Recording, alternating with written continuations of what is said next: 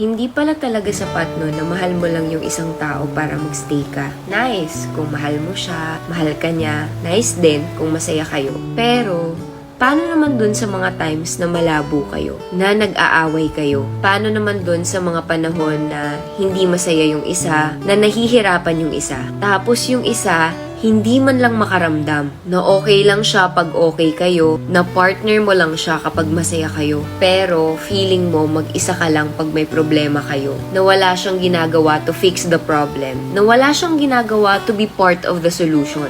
Ang malala pa doon, siya na nga yung may mali, siya pa yung walang pakialam. Siya na nga yung may ginawa, siya pa yung walang ginagawa. Tandaan nyo, hindi pwedeng hanggang umpisa lang. Hindi pwedeng piliin mo lang yung mga panahon na magiging partner ka sa partner mo. Real love begins kapag hindi na siya kapili-pili. Lalo na sa mga panahon na sobrang hirap na ng sitwasyon. Tandaan nyo, hindi pwedeng gusto ko sa partner ganito, gusto ko sa partner ganito. Be the partner you wish to see. Be the partner you wish to have.